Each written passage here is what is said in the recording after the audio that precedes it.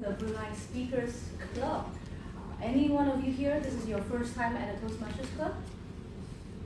Okay, then this speech is just for you. Okay, Thank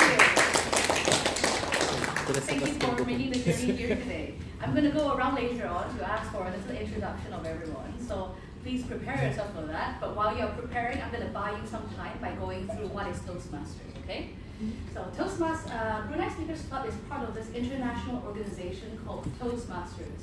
And Toastmaster International was founded in 1924 by this man called Ralph C. Smedley. And he did this in the basement of a YMCA in 1924. Over the course of 100 years, this organization has grown over to 16,000 clubs in 145 countries with 360,000 members. So it's quite a lot. I mean, the membership is basically the population of Brunei. And in Brunei alone, we've got 3 clubs: the Brunei Speakers Club, where you are at, the Advanced Club, which meets every once a month, and the Otters Club, which is all the way in Panaga. So we've actually got Otters members here tonight. So say hello to Ivan, Stefan, and Kavita.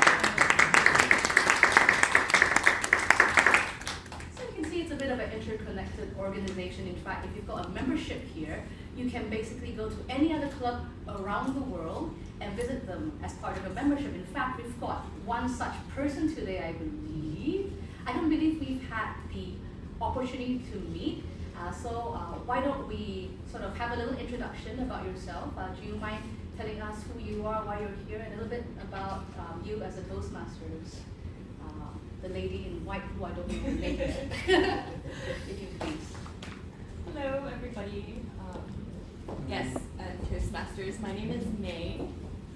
I work in Bangkok, and I am the Vice President of Education for Bangkok Toastmasters Club. That club is quite special because it's the very first one in Southeast Asia. It was established in 1955. Whenever I come back to Brunei, where I grew up, I like to pop by this club because this club is the first ever Toastmasters club that I've been to. So it holds a very special place in my life. I hope you enjoy this evening, and back to you, Toastmaster. Wow, lovely. Thank you very much. Welcome back to Brunei Speakers Club. And for everyone's information, while Bangkok Toastmasters is the first in Southeast Asia, the Brunei Speakers Club is the first in Brunei, established in 1999.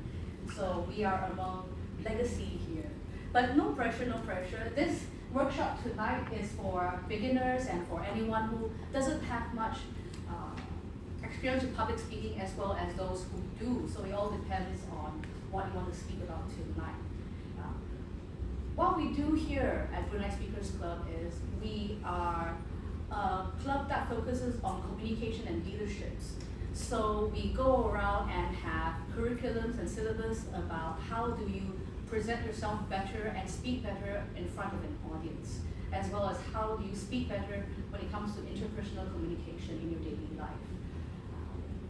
As a member, you get to have access to the website, which contains lots of different manuals and projects, and you get to perform and present those manuals and projects as part of your own learning development journey. That's what we do for the normal regular meetings, but today we have something special. We have a workshop, and the workshop tonight is about speaking with intention and impact. So how is this workshop going to go tonight? We have 3 different parts. The first part is me talking a lot, so everyone can relax. You don't have to speak about anything. All you have to do is maybe get a pen and paper, jot down a few things I talk about, or you don't have to if you don't want to. You go, she's not saying anything special, I don't have to write it down, that's fine. After that, what we're going to do is you're going to have about 10-15 minutes to write a speech. And the speech is ideally going to be about 2 to 3 minutes in length. For me, I speak at a rate about 80 words per minute, so at 3 minutes you're looking at about a 250 word length for your little speech.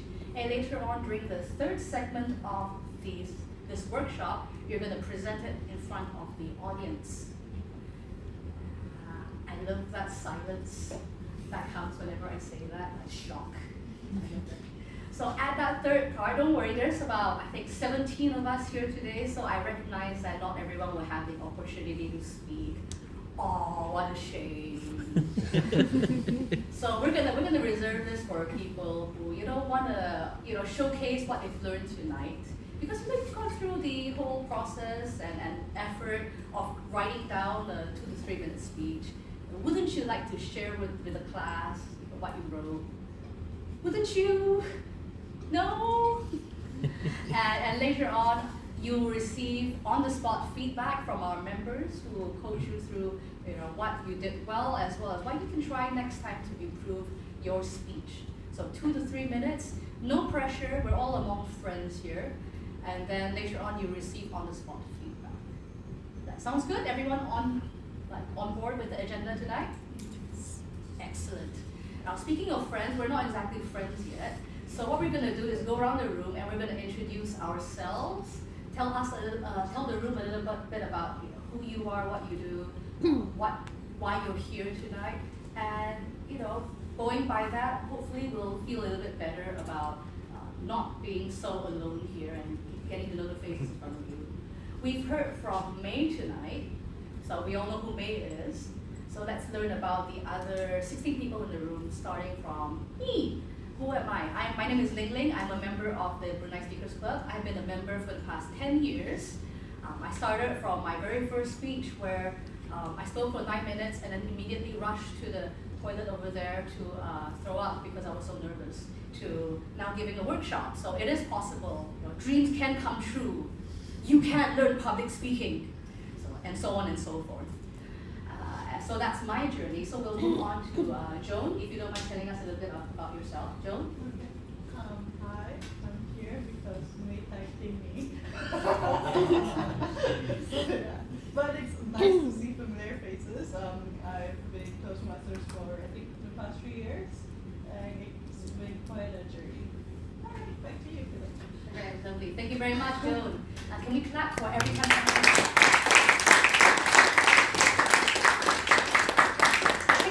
Courage to speak to a room, so it's good to be supportive of people who actually are bold enough to say something.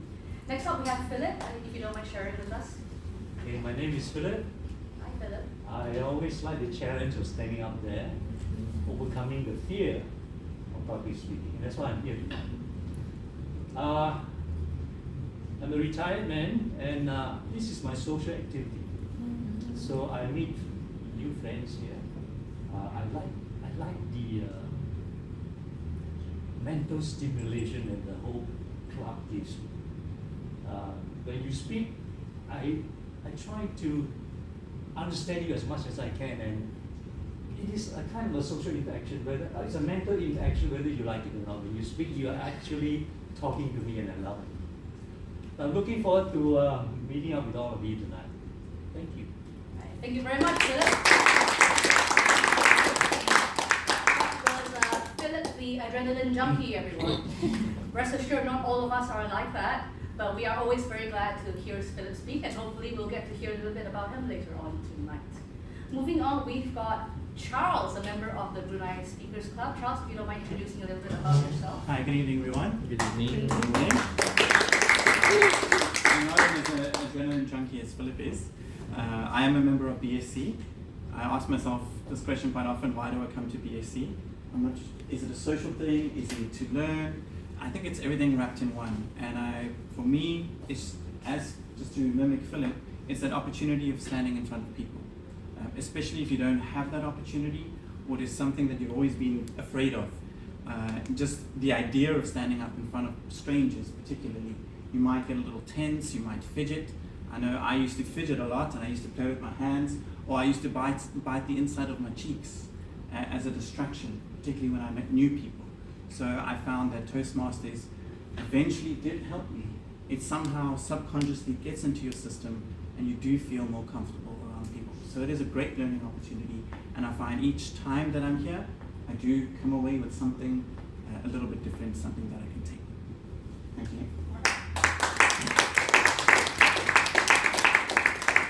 Thank you very much, Charles, and I think likewise we all learned a little bit about you as well. Thank you very much, and welcome. You are new guest, I believe. Please take a seat. Don't worry, you haven't missed anything. We're just going through introductions. I think we have a good mix of guests and members here. I think everyone here comes for a reason, but I think the reason primarily is we all want to improve ourselves in public speaking. If you're already a good public speaker, chances are you won't be here. We come here, we learn, we grow, we become better, and then we give back or we leave the club. But generally, the people who are here, we started from the bottom and work our way back to the top, like that rap song. All right. Besides Charles, we also have a guest who's been here, I think, third time now? Yes. All right, please introduce yourself. Thank you very much. Good evening, ladies and gentlemen. My name is Hakim. I currently hold the current record for the shortest speech delivery. But I believe I can improve on that in the future with consistency and resilience in attending this super club. I'm happy to see familiar faces and unfamiliar faces here tonight, so that it lowers my probability of being picked. That's about me. Thank you very much.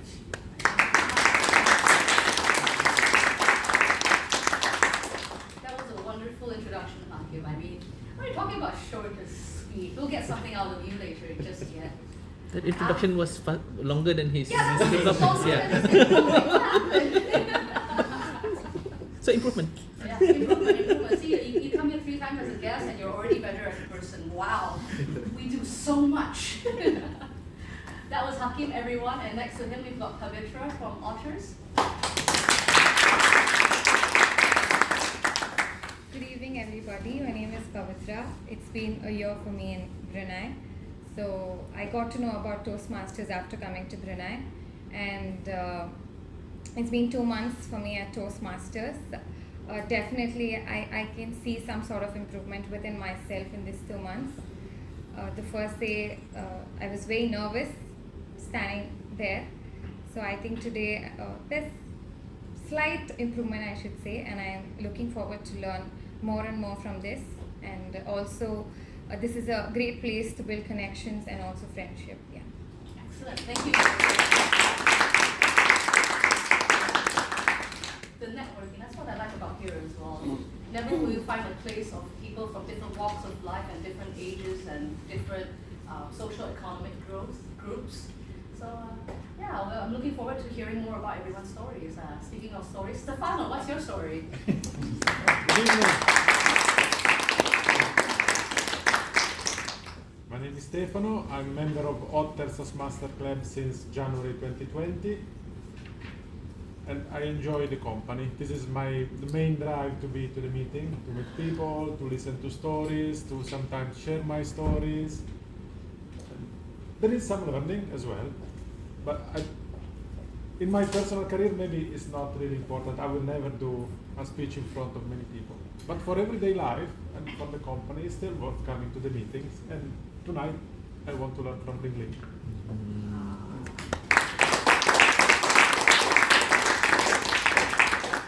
You're so lovely, Stefano. You're going to make me feel so nervous. What if I don't live up to your expectations?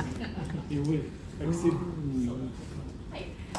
For everyone's information, we've got 3 other Toastmasters who joined in at the back. Don't worry, you'll learn more about them later. They're not shy. After that, we've got the president of Otters Club. Yeah, he's the president. Yeah, President, do you mind introducing yourself, President?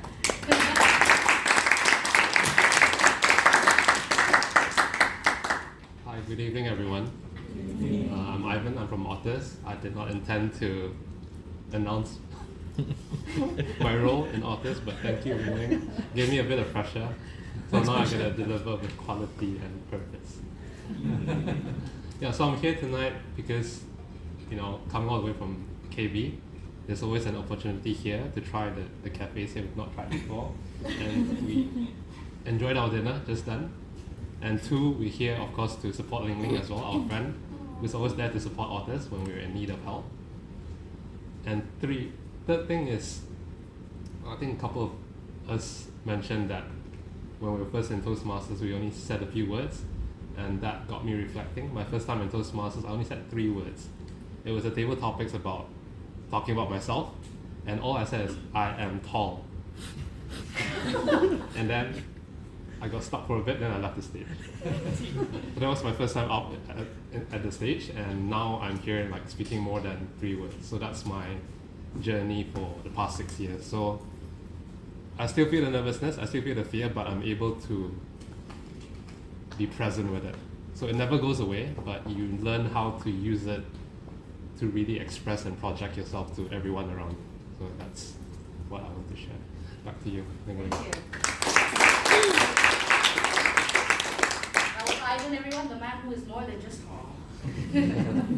After him is also a president of Brunei Speakers Club, Bobby.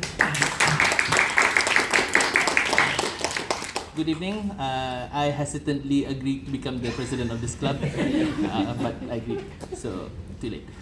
So I was a member since 2011 until 2014. I was also EXCO. The position I had was Surgeon at Arms and VPE, the Vice President of Education. Then a few years back, I came back to Toastmasters to see the new pathway, and I found a few pathways that were interesting. So I decided to join and go through the pathways. And somehow this year they asked me to become president, and apparently I couldn't say no. But while I am in the meeting, I love to learn from other members as well. And as good as I think I am, because in my job I do speak in front of people a lot. I'm actually a facilitator for Live by Brunei. I teach people entrepreneurship. I talk basically every day, despite being an actual introvert. I'm just trained to be an extrovert. No one will believe me, but I am. We can discuss later. But I like to improve my public speaking skills as much as mentioned, as good as I think I am. But when I joined the competition, I didn't get number 1. So I'm learning from the people who got number 1, 2, and 3, which is Adlan, Philip, and Charles. Oh. So, belakang hijau. Okay, hijau. Yeah, Heidi. Yeah. So, yeah, learn from the best. This is the best place to learn. Thank you.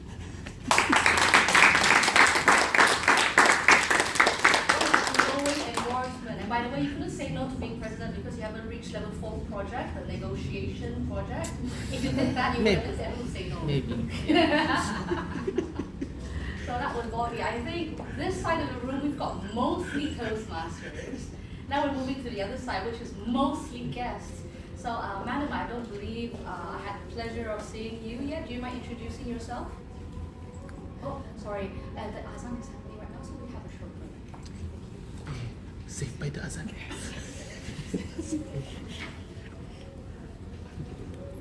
Likely, you would have to do an informative speech or a persuasive speech. So these two are the ones that are mostly used, I believe, in corporation businesses or any organizations, that we work at.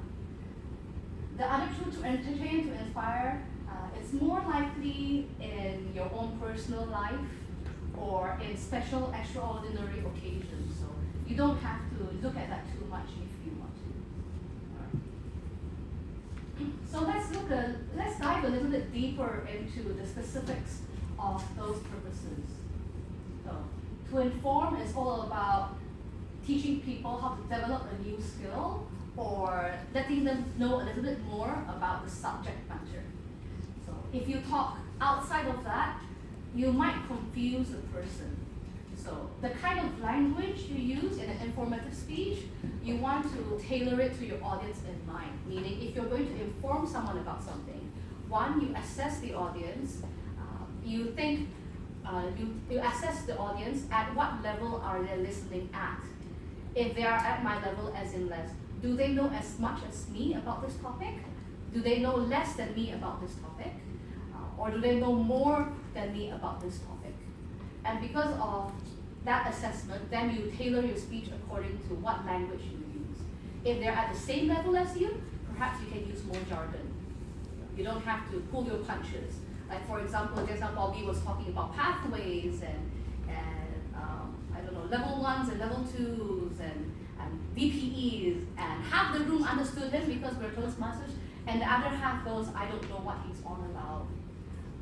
So in an informative speech, you want to make sure that everyone in the audience can understand you. So if you know there's someone in there who's not exactly at your level, you want to be sure that you explain a little bit, but not too much, so that the other half goes, okay, they're over-explaining and they get bored because they already know it. So that's to inform.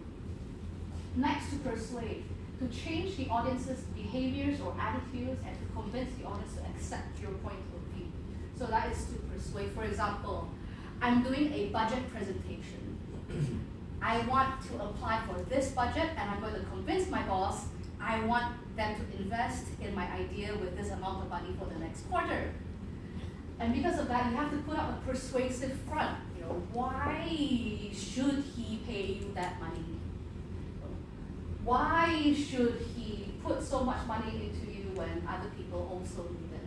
So you can tell like, you know, boss, you need this because it will give you lots of profit.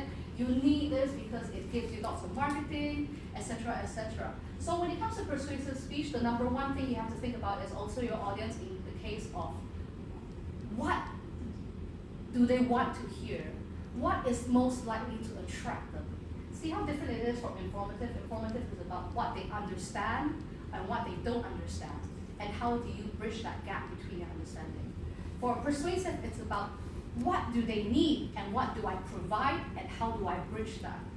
If I provide this product, how do I make my audience need it? And that's how you persuade them to take your viewpoint. Next up, to entertain, to amuse or provide enjoyment for an audience. Going through it briefly, the language used here is also different in the case that you're using more bombastic words. There are elements sometimes, of entertainment in informative and persuasive speech, because sometimes you don't want the audience to die. You don't want them to lose attention. You don't want them to go, this is really boring, and they stop listening to you, and then suddenly the reason you're there doesn't matter anymore because no matter what you say, it's not going to go in.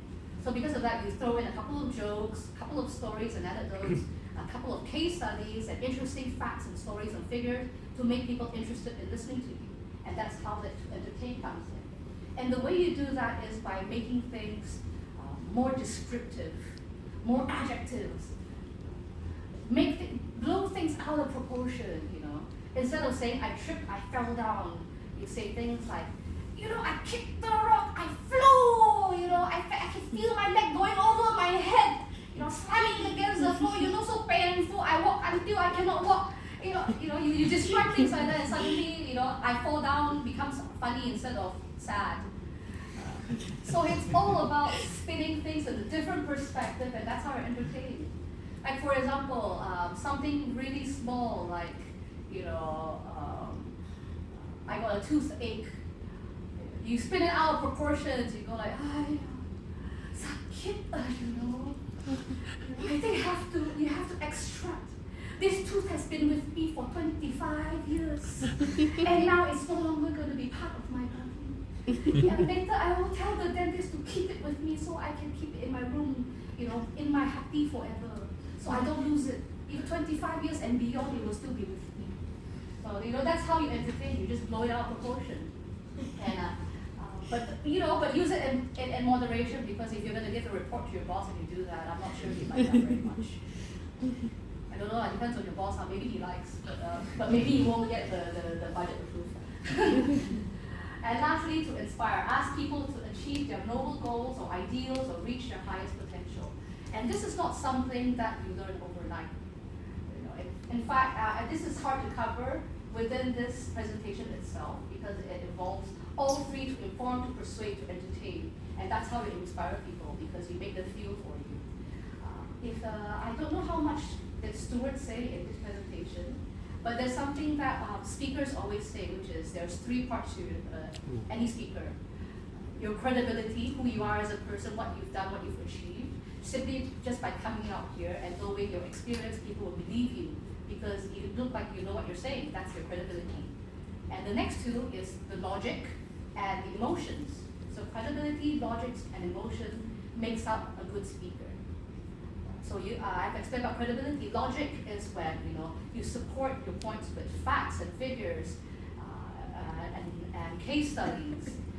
When you tell people this is good for you because of this. This is good for you because this has proven to work with this person. So this is the logical thing. It makes you believe in it because you know it works. Emotion is when you put into things like, don't you feel like you would save so much money if you adopt this? Imagine the kind of things you can spend the money on if you save it by buying this. My toothpaste can last you 2 years. How long can your toothpaste last you now? 2 months? That's why you need mine. See? It's emotional. Toothpaste can be emotional. I'm getting emotional just thinking about my toothpaste. I need to buy a new one. Alright. So that's it for the 4 general purpose. So once you know, yes, please, Adina, you have a question that I hope I can answer. So with emotions, right, the 3 key things for a speaker, does it apply to information? When you're trying to inform, do you need emotions? It could, because I think some people perceive things in different ways. Some people are more swayed by logic, and some people are more swayed by emotions. If you tell a more sensitive or considerate person about the facts and figures, they wouldn't care about it so much as if you tell them how many people will be affected by it. Right? And that's how you can weave it into it in a logical way. So, for example, what's a good example?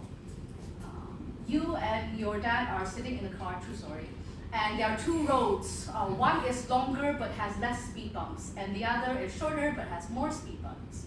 And I want to go for the speed bumps because it's more fun, and he wants to go for the longer one because it's not.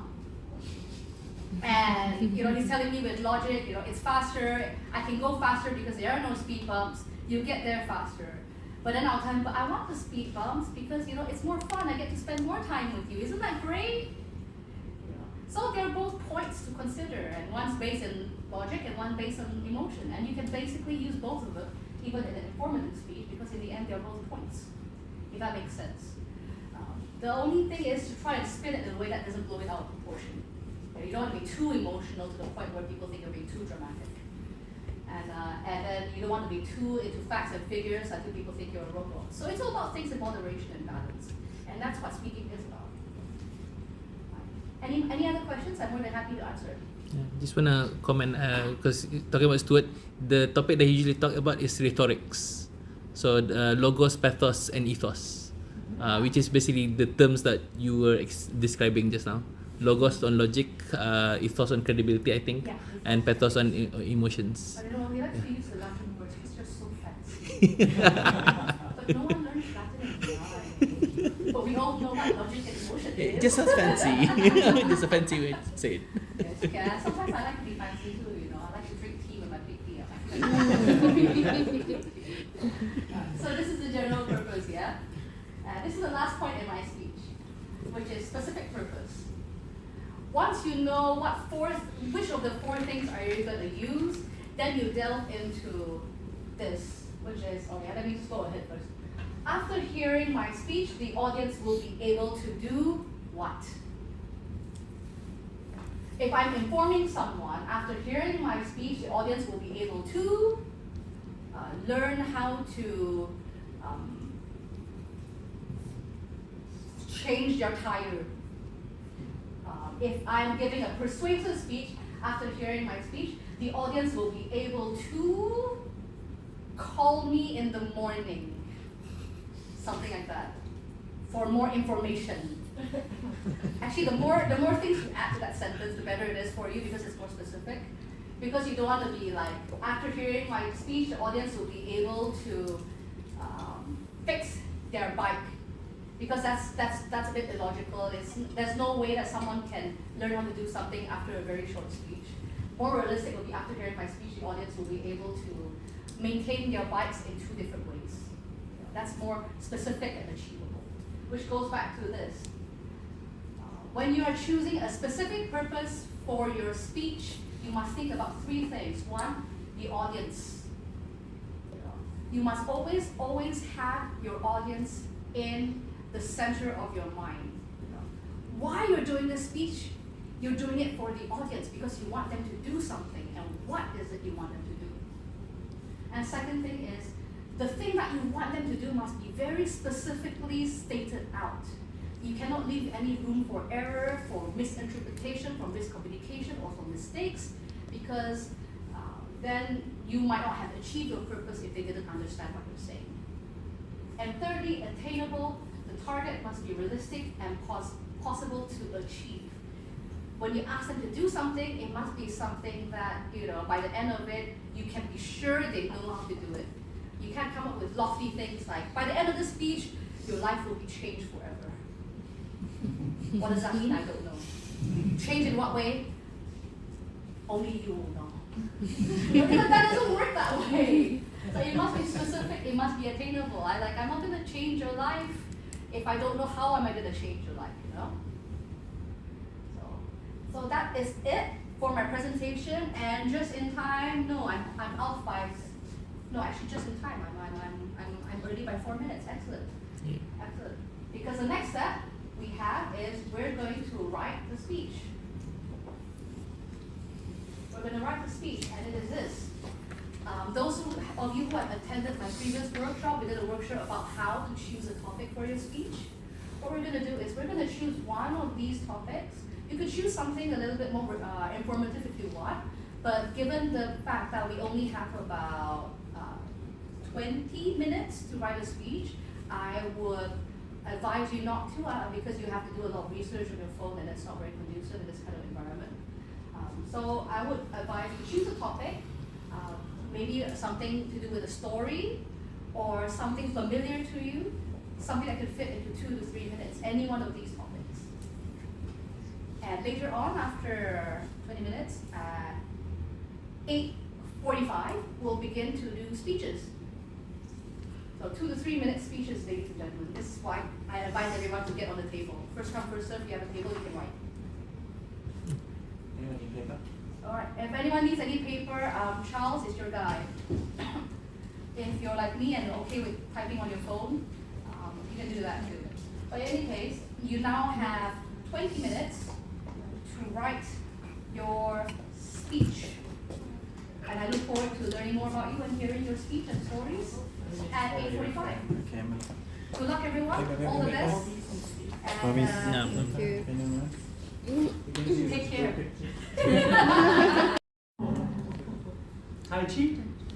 You know the old ancient Chinese form, they move very slowly.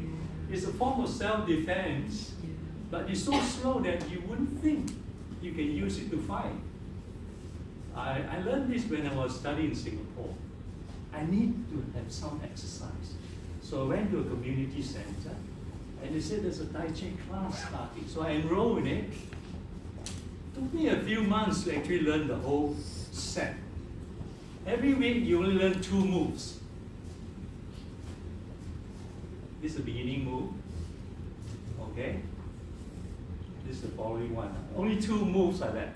And then of course there are many other things like kick. Well, Tai Chi is actually a very nice exercise.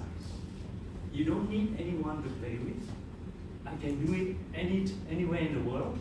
As long as I have about, this amount of space. From here to here and to here. That's good enough for me to have a good exercise. And you don't need any tools either. I have other hobbies that I have invested heavily into, some very expensive.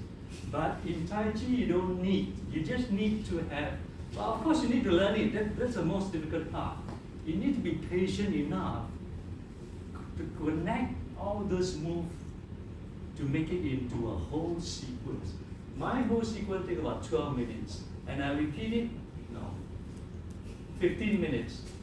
And I repeat it over 3-4 times. So each time I do my Tai Chi, it's about 45 minutes. That's the first thing I do when I wake up. I don't even talk to my wife. So when I wake up, she leave me alone to do my Tai Chi first. And it's a beautiful thing to start the whole day with. Because you need a strong mind, a strong body if your work is very demanding. So I've been doing it for the last, without stop. Every day I would do it without stop. And it's been 45 years. It looks like I will do it for the next 45 years if I live that long. Because I'm so used to it now. First thing I got up is, Tai Chi before they speak to anyone. It's a beautiful exercise. And it's also a form of self-defense. You can actually use it to fight if you're good enough. You're very good in avoiding. It's so soft and gentle. You're good in avoiding the opponent and counter-attack back. If you have a chance, okay, maybe one day you will learn it from your teacher. Thank you, ladies and gentlemen.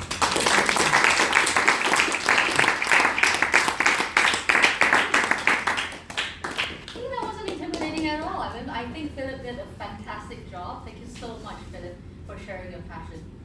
So let's do a little thing where we try to guess what we think Philip's purpose of the speech is. So what do you think out of 4 purposes, which one is this?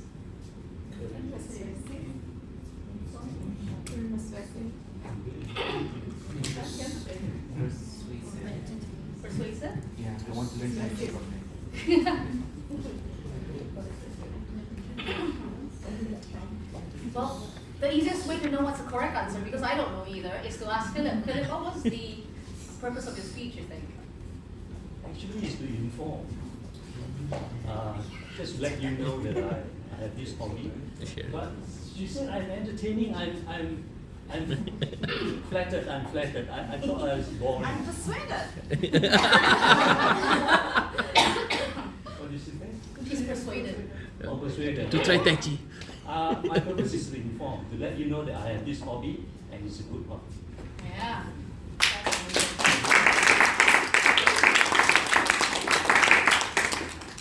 The way you can tell what a speech is basically by going through the whole speech, not by how you feel by the end when he says, like, maybe I can teach you, and you feel persuaded, or you are so, you love his enthusiasm for Tai Chi so much that you feel inspired to do that. You don't look at a speech like that. You look at it as in what he is saying and how he's saying it. So he's been going through saying that I do this every morning. That's a fact. I start by doing these moves. That's also a fact. So these are things he's informing us, and that's how you know it's an informative speech. As a speaker, you want to make sure that how you are, whatever you're saying and whatever your intention is, by the end of the speech, if the audience guesses it right, that means you're doing something right. And if they didn't guess it correctly, that means that you didn't follow what you were trying to do close enough for them to guess correctly. So I think with Philip, I love the elements of entertainment you have in your speech, but I think you are a naturally charismatic and entertaining speaker. I think that's one of your greatest strengths. For your speech, I loved how you were so passionate and you went through the motions and you were very dynamic with the way you showed us. It really did make us feel like we loved it and we want to learn with you, learn from you. So I think whatever you decided to do with that speech, I think you did achieve that when you wanted to share your passion with us. I think if there's any room of improvement I can give you, it's that to be clear with the way you structured it, I think. Because like I think you can tell by the many different answers that people couldn't tell where you were going with. I think if you're going to inform, maybe have a clearer structure and try not to go off on the tangent, I think, because that confused people a bit. But other than that, I think majority of your speech, you did achieve your objective. So congratulations and good job on that. Thank you. Charles, do you have anything to add to this? No, I think it was wonderfully done. Philip is so charismatic. His movements with his hands I thought was very, very nice. Usually when you evaluate something or someone, you kind of I mentally do the shoe method. I think of a shoe. What you see, what you hear, an opportunity to improve, and what can you say that's encouraging. I thought the reason we weren't sure if it was persuasive or informative, is he started off by saying, well, it's good for exercise and you can use it for self-defense. So that's kind of leading towards persuasive. But then he tells you the story about when he first started, and that becomes informative. So he kind of did blend the two, and I think Ling is correct. He could have been a bit more clearer on which side he wanted. Did he want to persuade us in terms of the benefits? So he mentioned you can use it for fighting, but he doesn't actually go into specifics. So that's why it's not fundamentally persuasive. However, he had it in his speech, and that is something we remember. And so we're like, oh, he's trying to persuade us maybe, giving us these benefits, but he's actually just giving us information. And maybe he could have shifted it around by starting off when he first started and established that story, so we know he's not actually trying to persuade, but it was martyred. On that point, Charles, I really appreciate that because I think you make it very clear. But would it be possible to be also informative and persuasive at the same time, like a hybrid, with a hybrid purpose? Neither, it's not very clear whether he was being very persuasive about it. He didn't make extra effort to do it. But the fact that because it's Philip speaking and he's been very healthy perhaps, and he's maybe we know that he's a healthcare professional as well, he's a dentist. So those kind of things actually influence us when we look at the speech, we hear the speech. Yes. So I think it does have some, it plays a role, like who's authority and who's speaking. So those kind of things come into play when the audience listen to it.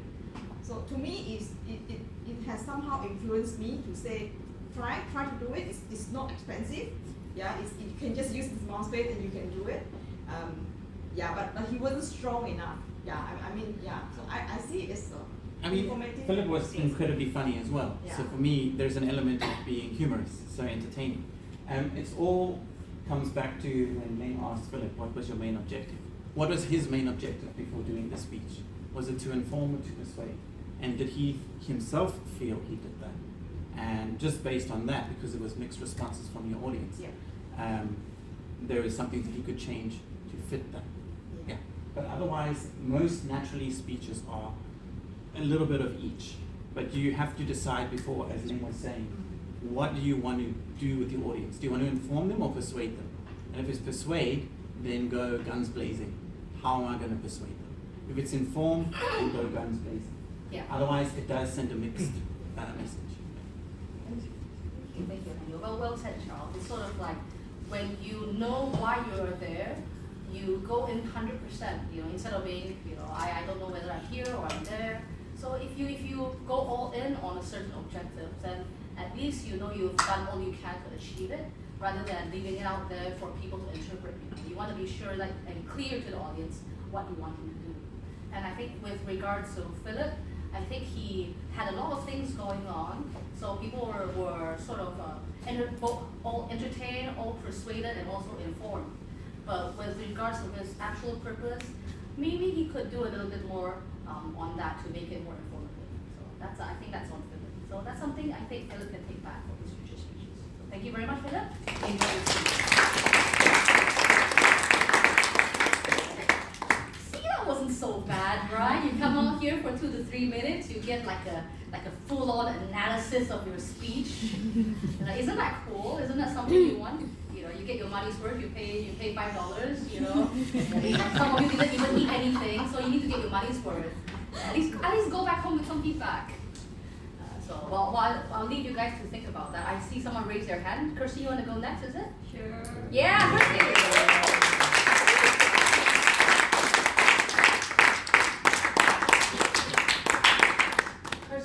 Floor is yours. So usually when we adopt a dog, it's maybe for our loneliness, we want a dog to cuddle, we want them to take care of our house. But for my grandmother, I asked her one question because we recently adopted a dog. His name is Salt. And then I was like, why do you want a new dog? And she told me this thing. Chase monkeys. And I was like, why? Because let me show you the cute dog. This is Salt. Salt is so cute. We bath him, we feed him every day, we can play tricks with him, we run with him. He's so cute. How can he chase monkeys? Until one day, I was exercising, just doing my job, and we have lots of fruit trees around our house. We have like durian tree, rambutan tree, bananas, papayas. We have so many, and there's lots of monkeys around us, like little monkeys carrying little babies everywhere. And monkeys make a specific noise. It's like, oh, oh, oh. And we know that. And then they would steal our fruits. And my grandma didn't want that. My grandma's like, fruits are for money. And we need to give the fruits. Because we sell the fruits. So at that time, the monkeys come. And I was just minding my business. Until I hear my grandmother was like, monkey! And then there's a distant, woo! There goes my son running toward the monkey and chasing them.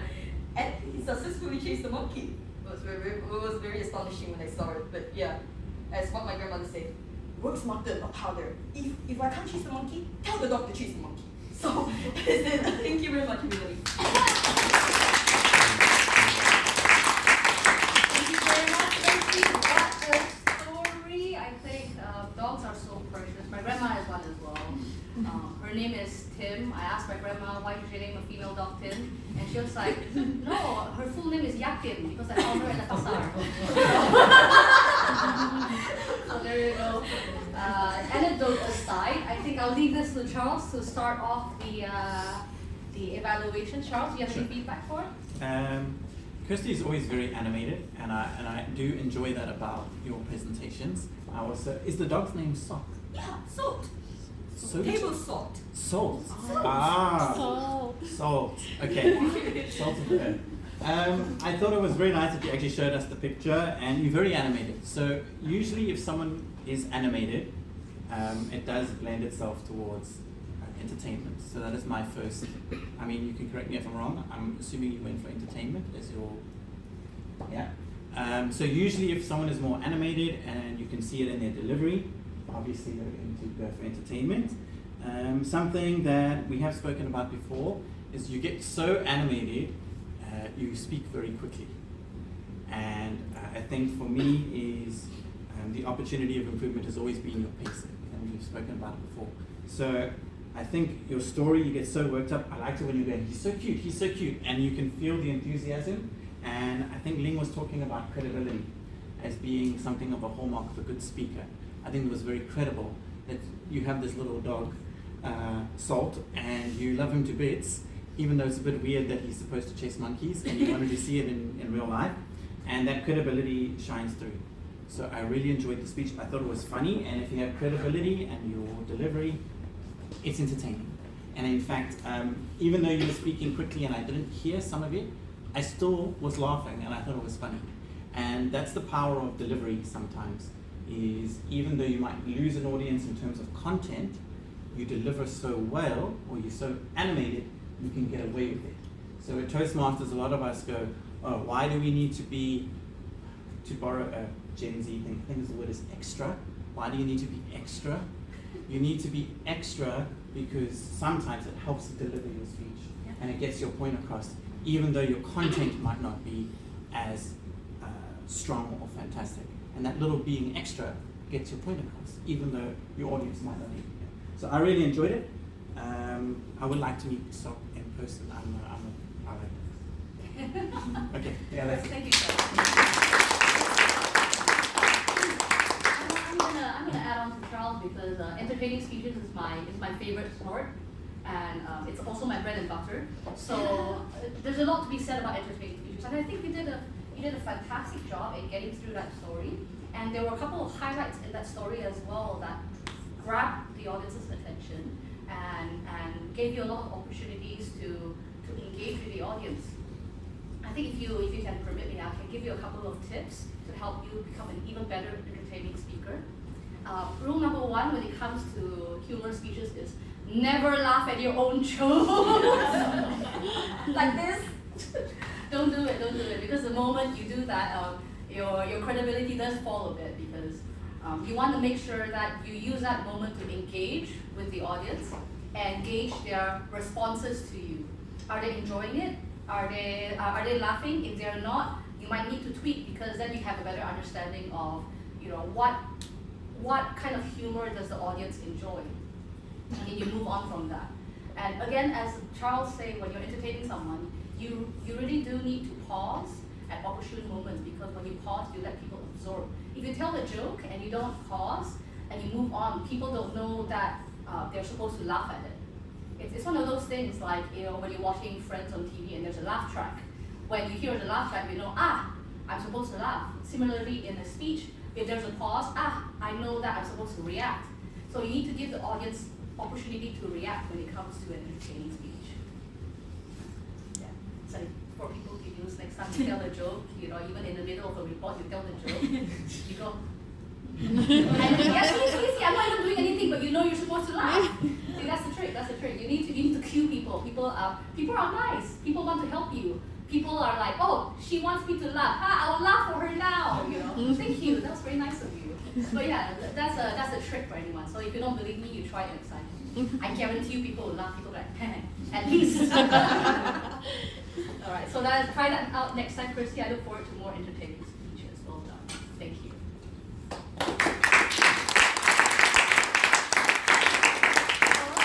I now open the floor to anyone who wants to. I thought you didn't want to. I thought you had something tomorrow.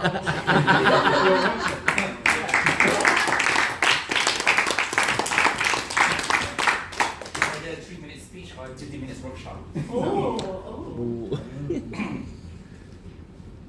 Good evening, everyone. Good evening. What I do is I've been an educator for about 10 years, and one of the things that I have done is that I lead a group of interns, and one of the biggest challenges that they have is to get a job, to go for that interview, to pass that interview. And here's what I found in my years of experience is that you usually have one of the two, and a few very lucky ones will have both. One is the natural ability to succeed in interviews, the interview skills, or the natural ability to date.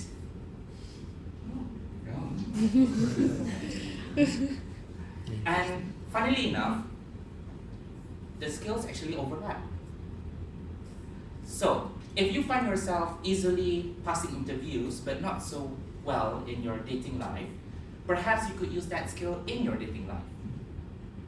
And if you're really great at changing partners, relationships, right, you find yourself not having any difficulty to get a date, but having that challenge of landing that job interview, you could use that dating skills in the job interview.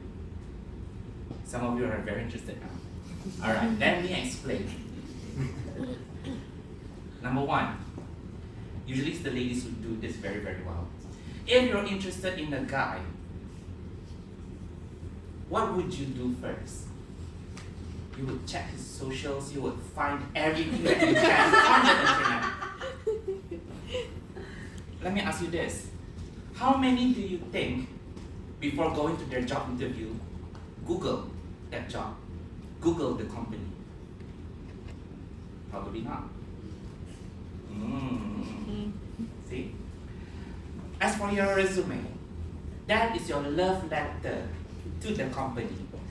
Do you think receiving a love letter that says, "Dear all the guys in the world," or "Dear all the girls in the world," do you feel special?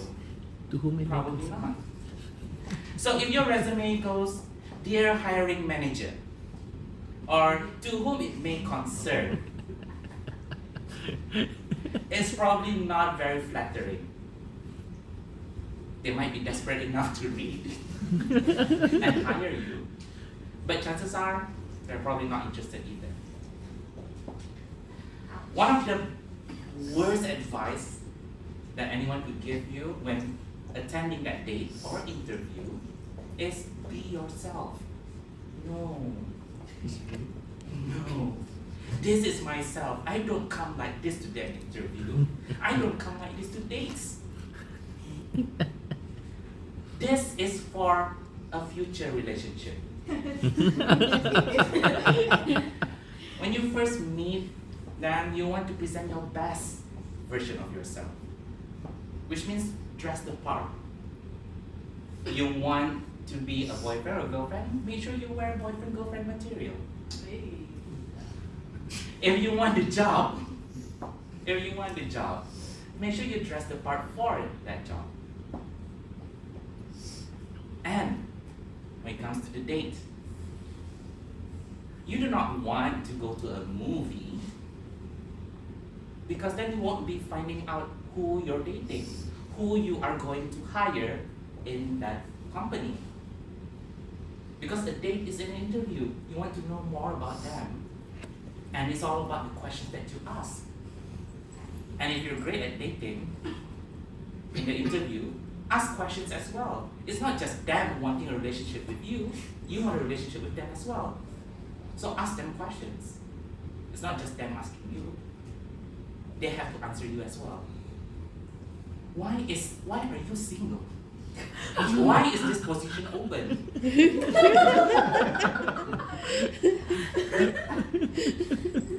So, all in all, coming back to the speech, date your interviews and interview your dates. Thank you, everyone.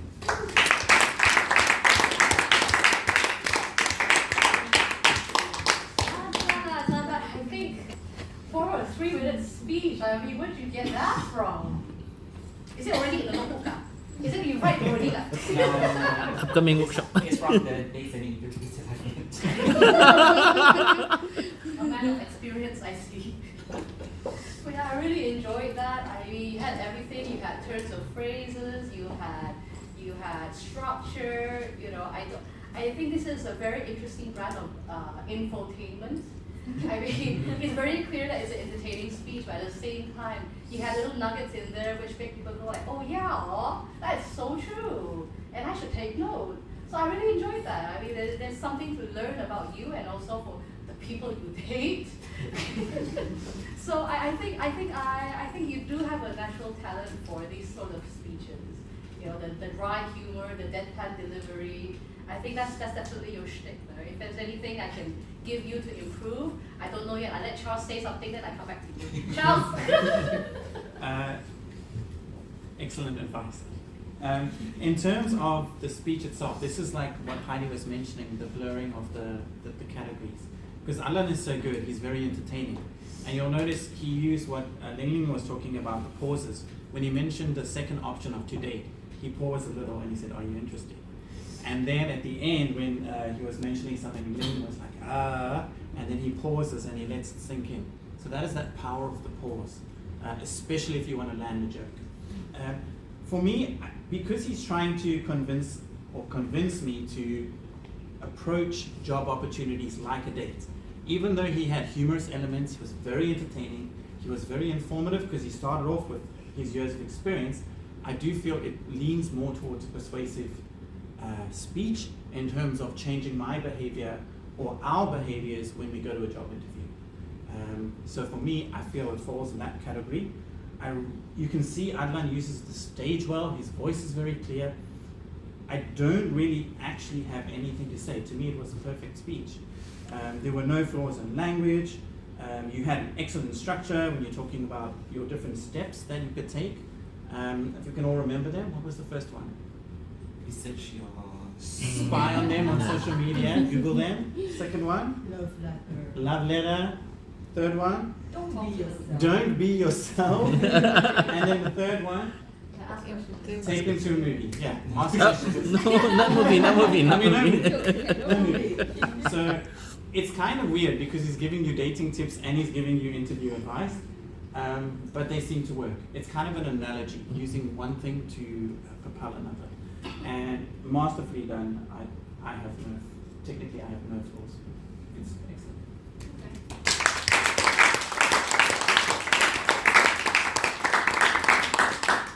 I think it's difficult because we hardly hear speeches of this caliber, especially for something that was supposed to be written in 15 minutes. But I will say, I will give you some maybe tips you can add on for next time. And I think, and I hardly comment on body language, but I feel like this speech has everything.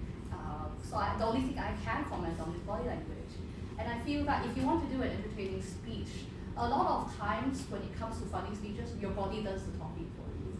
So things like cueing people to laugh at you when you make a funny face, and of course when you are doing telling a bombastic story, your demeanor also has to be bombastic. You know, waving your hands around, you know, using the stage fully, definitely, because I feel like it was a little bit contained here. Looking at the audience, pointing and staring directly at their face, engaging with people personally, really working the floor. That's what gets people to build that rapport with you and start to laugh at your jokes, because if people don't feel comfortable with you, if you're closed in, they're less likely to laugh or smile at you. So little things like that really does help with gaining people's confidence. So something to think about for the future. But in any case, that's the only thing I can say, because it was pretty complete. It was written very nicely. Good job, really good job. Thank you.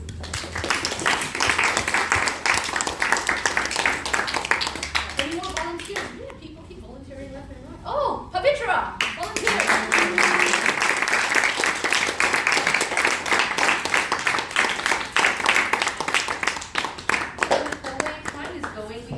For maybe one more after Pavitra.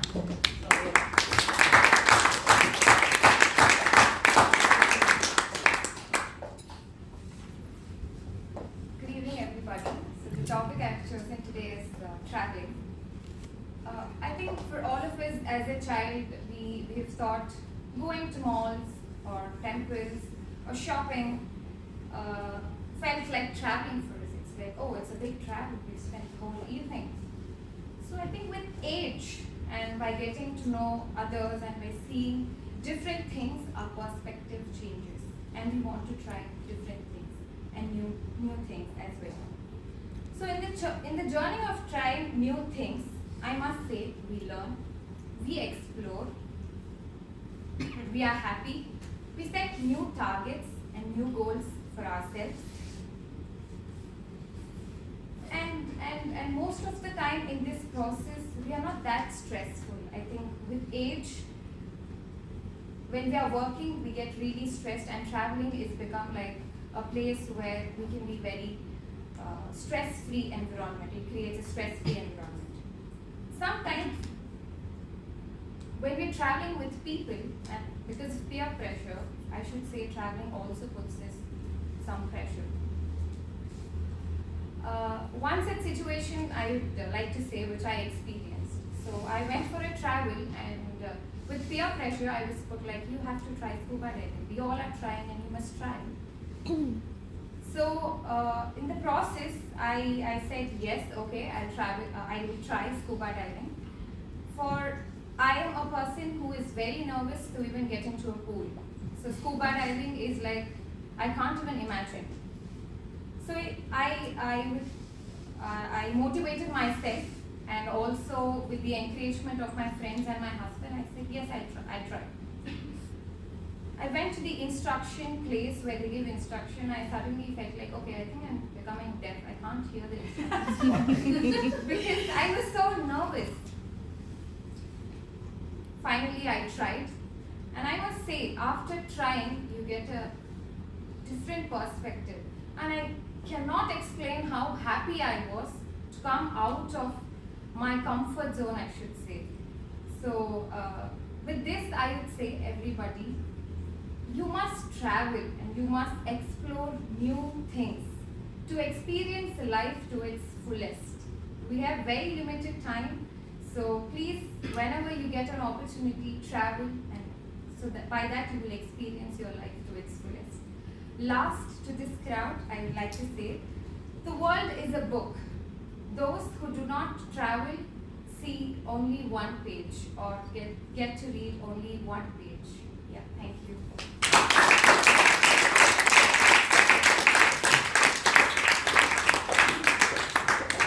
Pavitra, that was fantastic. Thank you for sharing your little journey, and wow, scuba diving. But you did go through with it and everything. Yeah. Oh gosh, congrats. Can I ask everyone in the room, what do you think the purpose of that speech was? Informative, persuasive, inspirational, or entertaining? Inspire. Oh, close enough, close enough. It is a persuasive speech, but the thing about it is inspirational speeches is basically an elevated persuasive speech. So I think the fact that people are saying inspirational, it means that you did a really good job. So congratulations. And yes, it is a persuasive speech, is it? Yes.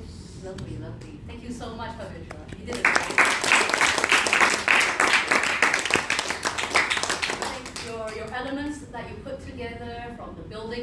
story, you know, telling us about the setting, how you feel, the little joke at the end to break the ice with us, as well as the really strong call to action, the ending, you know, the inspirational quote and getting us to get up, you know, move, travel, learn more, do more, see more. I think that was really effective in getting us persuaded to travel, and it was a really good job. Something you could try next time perhaps is, because it's a persuasive speech, to not just leave all the persuasive elements to the end. You want to try and sort of like disperse it throughout the speech, so people can tell from the beginning that it's supposed to be a persuasive speech. So from the beginning, you could probably put something like, you know, give hints like, I saw so many things, my world, my horizon was expanded, and then, you know, and then you go on and you can tell like, I would have never known this existed if I didn't try, if I didn't put myself out there. And then you keep going, and then by the end, when you come up with it, then people will be like, yes, it was interconnected. You know, you mentioned it right at the beginning. People knew that it was going in that direction. So it's sort of like leaving breadcrumbs, like a trail, so that people can really feel that ending instead of telling us a story and then, oh, this is the ending. So that's something you can try next time. And this goes to any speech. If you are clear of your purpose, don't leave it to the end to say it. Always give little hints at the beginning, the middle, the end. That's why whenever people give speeches, they always tell you to structure it, like tell them what you're going to say it for what you said. It's so that people aren't left wondering or guessing, you know, what are they talking about? What am I supposed to learn? What am I supposed to do with this information? Sometimes it's very obvious, but a good speaker makes it subtle enough that you know where it's going without actually saying where it's going. And that's a skill you have to practice and learn. And that's what we try to do here. Charles, you have something to say? I think you said most of it. Yeah, I really enjoyed the story. When she was telling the story about going for the scuba diving, the idea of that credibility comes through. Because when you were saying, oh, I was going deaf, I thought it was such a brilliant line because of the nervousness. So when you got into that story, I felt your speech came alive. Whereas before, you were kind of starting the engine of a cold car and you're like, leading there, and then you get to that moment. And as Ling was saying, maybe it's those crumbs of getting to that moment, because it kind of seemed a little bit, in the beginning you spoke about as a child, you like to try new things. So you're getting there, but you're not actually talking about your scuba experience that changed you and made you feel different. And I feel that if that is such a powerful moment, you want to build up to it. So as Ling mentions, when we have speeches and we have a pivotal moment in our speech, we want to build up to that. Otherwise it just comes as a surprise, or you wonder why it's there, and so you're not sure about the purpose. And your purpose is definitely clear in the second half of your speech.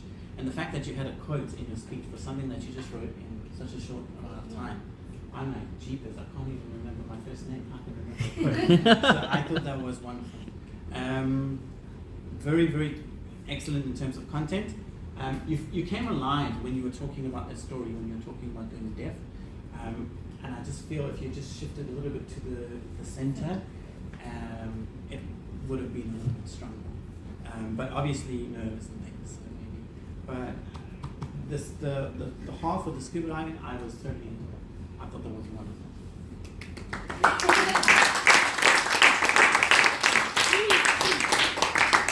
Thank you so much, Charles. We've almost reached the end. We've only got 10 more minutes to 9:30. I want to make sure everyone goes back on time. So just one last speaker before we close it, and our president takes the floor for his closing remarks. Yeah, you should take the floor. It's your thing. You're the president. Okay.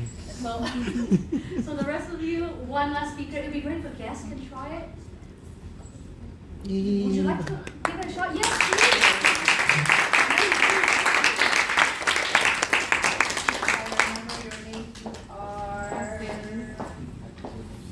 Fatin.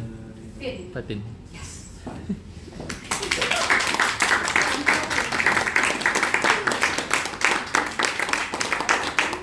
The floor is yours.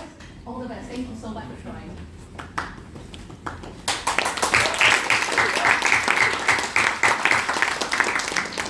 Hello everyone. So today I will talk about my interest, which is travel. Me and Pavitra share the same interest, traveling. Okay. So I love traveling because it taught me so many things.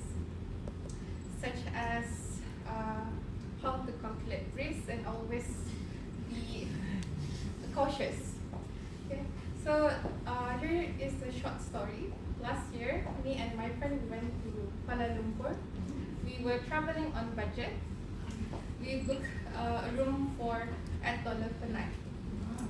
So anyone can guess what happened when we were in Kuala Lumpur? It wasn't available? Yeah, we got robbed. Oh! We were robbed while we were asleep.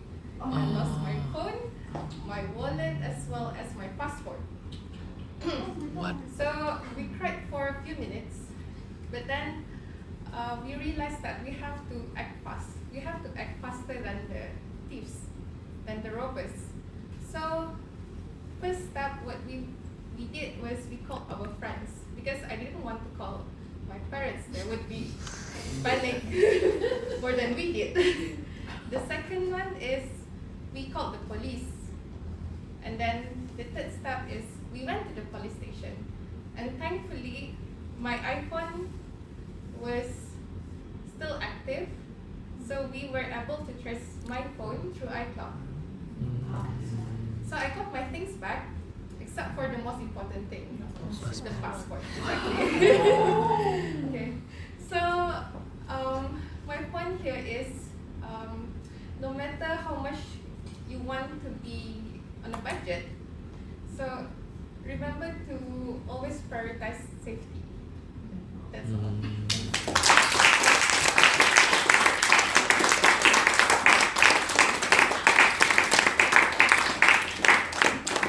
There's no price for security. That is a wonderful, wonderful lesson to be learned. Like I really like kamang bulu sejok, like not because I sit in front of the aircon. You know, it's just, I'm so sorry that happened to you. I mean, your passport of all things going missing, but I'm glad you managed to get some things back. That was how riveted I am in your speech, the fact that my whole transition was just about your speech. So I think it's quite clear to me that it was meant to be an entertaining speech with a very chilling conclusion. And I think that you do have such a knack for storytelling. I wish that story was untrue, but the fact that it was true just added so much credibility to it. You put together that story and told us with such seriousness and such pain in your eyes. And I liked how you were nervous at first, you were here, but then as you slowly went through, you gained strength and you gained courage, and you even had a couple of movements. You were the 1, 2, 3, 4. Your voice became louder and clearer, and when you got to the ending message, you were so strong with conviction. You were trying to tell us, please be careful. Safety has to be number one. No matter, like, don't sacrifice your money for safety, basically. And I thought that you brought together the story so well. Something maybe you could try out next time is, I think, take a few breaths before you come on stage. Shake it off. I think the fact that it took a while for you, like what Charles said with the car, to wind yourself up. A lot of speakers, it happens to the best of us, but what you want to try for every speech that you try to do is just to visualize yourself doing it and get yourself in the mindset way before you go on stage. So when you're up here, you're already at peak performance, you're already at your best, instead of waiting for the stage for you to warm up and get to it. So it's all about visualization, planning ahead, knowing exactly what you're saying or why you're saying it, and being very clear what you want to do up here. So once you have that and you're in the right mindset, then you're always here 100% ready to perform or present. And that's what being a speaker is about, You want people to buy into your story right at the start rather than wait for them to slowly buy in when you get to the point. You want them to be with you 100% of the speech, not only at the last 30 seconds. So I think that's my advice for you, Fatih, but overall, great job. And I see the hallmark of a great storyteller in you. Thank you so much.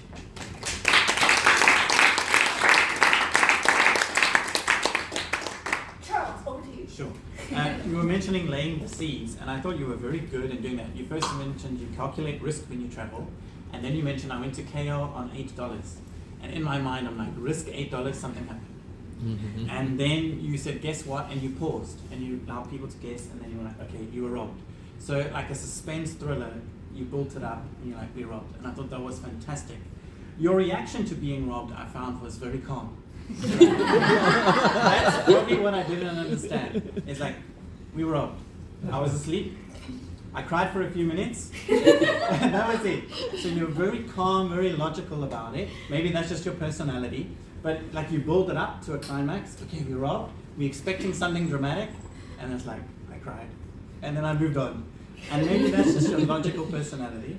I like that you said I acted fast and you had 3 steps. So you're structurally, I don't know if you've done speeches before, but you are very clear on your structure. Like these are 3 things: the friends, the police, and the station. And at the end as well, you're like, I guess what I didn't get back. And everyone was like, passport. And you paused. And I thought that was fantastic. So you're using question and pause. And so you're very good at doing that. Something that maybe is a bit towards the end, I know you were saying prioritize safety because it links with your first point on risk. And that's also something that people who are experienced speakers try to link to the top, into the conclusion. And I thought that was very well done. But for me, it was more like I should have an iPhone so I can track my own stuff, as opposed to worrying about risk. Because there wasn't really calculating risk involved in your tale. It was more like, I got something for $8, I'm going there, and I got robbed. But luckily I had an iPhone. So I don't know if it was about risk or more about, I definitely need to get an iPhone, I don't want my phone anymore. So I thought, just in terms of that, very nice pauses, and in terms of laying the seeds to a very, very dramatic scene, which wasn't really dramatic, but it was wonderfully told. You had me, I'm like, what's going on, what's going on? So, excellent.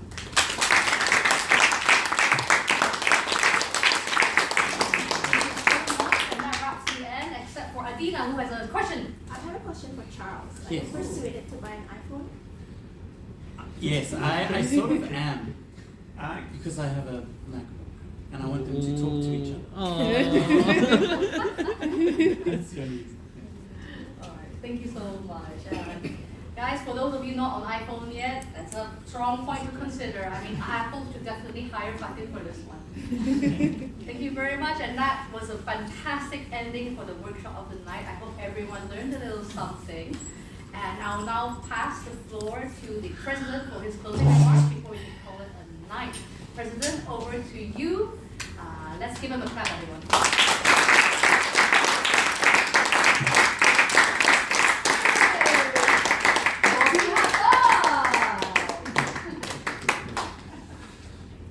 I'll make this quick because it's 9:30. Usually we'll have feedback from the guests and the members. And we try to get everyone, but there's just too many people. So I'll just get volunteers. Any guests and or members who would like to provide their feedback, how the meeting went, how the workshop went.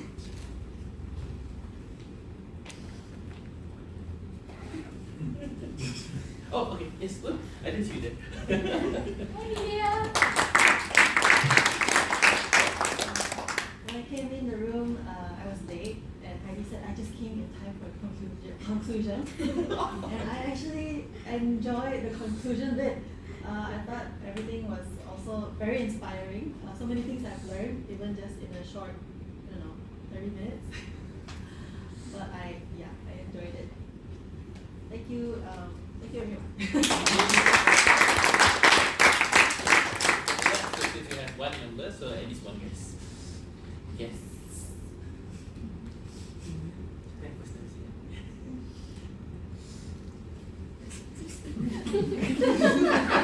Macam somehow semua orang next time. Sorry, would you like to share anything? I think it's fun. I guess some story relate my daily routine to, and I hope today is not my last dance. Hear more story from others. Okay, thank you.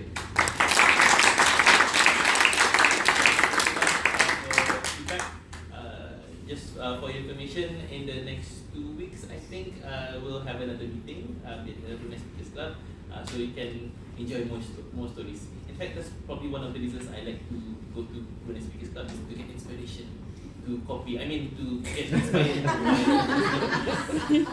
So you're welcome to come again. So next up is I might as well ask since there's two clubs here. Any other business that you want to share with the tutors here? Yes. I think Heidi mentioned earlier on that Brunei Advanced Speakers Club is going to have our meeting on the 16th of August. So we will be in a new venue, which is the Design and Technology Building at Anggrek Desa. So that's where you can find there. So we will be meeting at 7:30 on Friday, and we will have a workshop, which is on advanced techniques by Jason. What kind of advanced techniques? Beyond Basics, Advanced Tactics for Impactful Workshop. So if you are looking to deliver workshops, then Jason, our member, will be delivering that speech or workshop. And we also have two speakers, which will be delivering an icebreaker and level 1 project 2. It will be Heidi and Dr. Sofiana. So if you're looking to come and join us, you can just come, or you can contact us via IG, which is vasc.bn. Is there a guest fee? For first time guests, there's no fee, but there will be a fee when you attend it the second time. Thank you, Lily. Thank you. See you! Double checking, considering this is a workshop meeting, we'll still accept fees, right? Yeah. So regardless whether it's your first time. So the other meeting, yes, first time can be here, but today you can hand over the payment later. I think to Charles. Charles Lika. First time guests free if you've been before. $5 for adults and $3 for students. Only if you've been. First time free. So including this meeting? This is the first time, yeah. So inclusive, because last time. Oh no! If you've been to a previous meeting, then that counts as your first meeting. I think so. So generous. I don't know. You president, you can call it. So Rosanna recommended, since it's a workshop. First meeting. So regardless, first time they still have to pay. Okay. So it's not. Rosanna recommended that. So sorry lah kalau yang expect fee. Ada. You aware? No. Okay. So you already have the BSc. Others, anything that you'd like to share? Okay, just a quick one.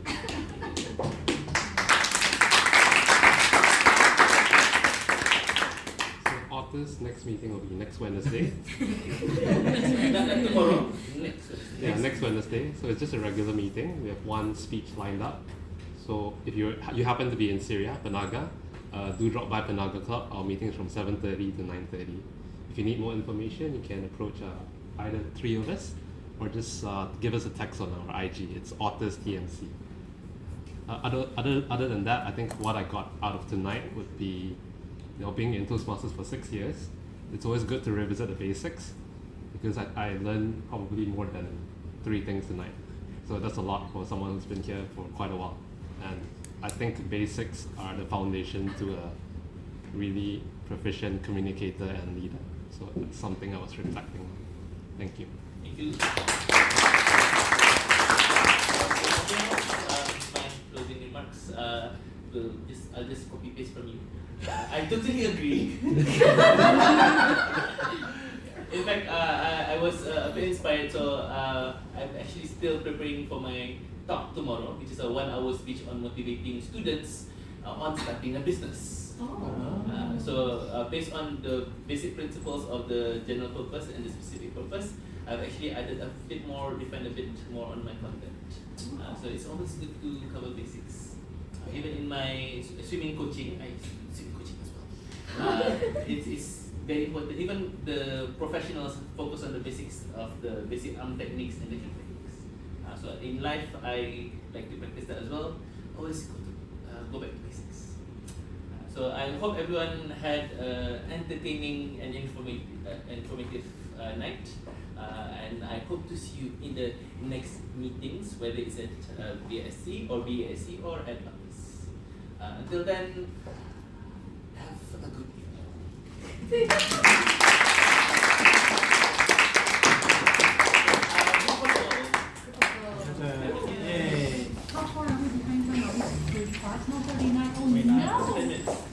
Okay, group photo.